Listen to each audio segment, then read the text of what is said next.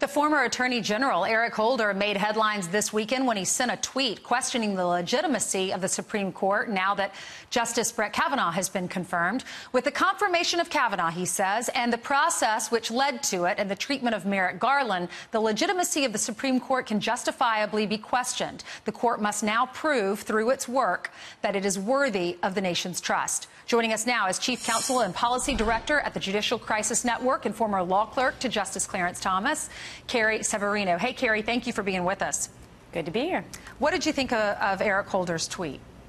Well, you know, that's been their strategy all along, I think. They wanted to delay the deny him confirmation if he could, delay it if they couldn't, and then delegitimize it. I think they're just hoping to find some way to push back against what is now a constitutionalist majority. So they're not going to give them every decision they want, so they're going to try to undercut the legitimacy of the court. I think it's ironic when you hear a lot of people complaining that, oh, this is going to delegitimize the court. They're doing that by their own rhetoric. They know that this was a fair and legitimate confirmation process, you know, as fair as it could be under the circumstances.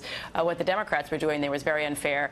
But I saw from my own boss, I worked for Justice Thomas, you know, he had obviously a bruising confirmation process as well, but he has served 27 years now with distinction. I think so many people recognize him as one of the most principled members of the court. He gets along great with his colleagues. So, you know, their wishful thinking that somehow Justice Kavanaugh will have an asterisk, I think, is just that.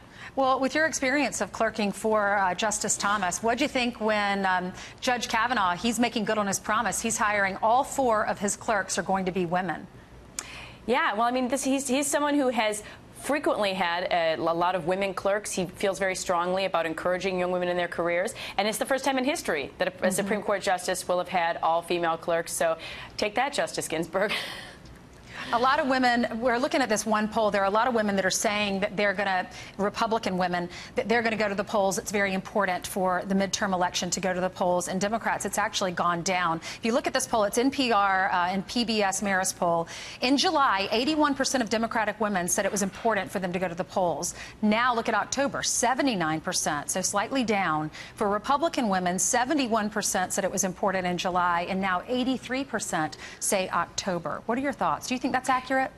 Yeah, I mean, what I've been watching this confirmation process in particular is seeing how concerned women have been about this process. The Democrats will tell you that there's a monolithic voice for women. Obviously, I'm a conservative woman. I don't think that's true.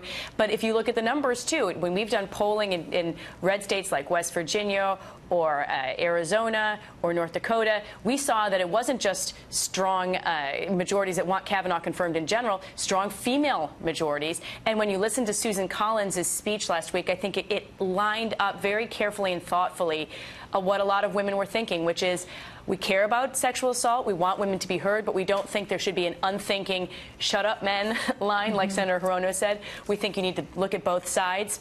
And that's what she did. I think that's what a lot of American women are doing. They're concerned about the loss of due process, and they want to see that maintained for both men and women. Carrie, thank you so much for coming on. We appreciate it. Thanks. Have a good one.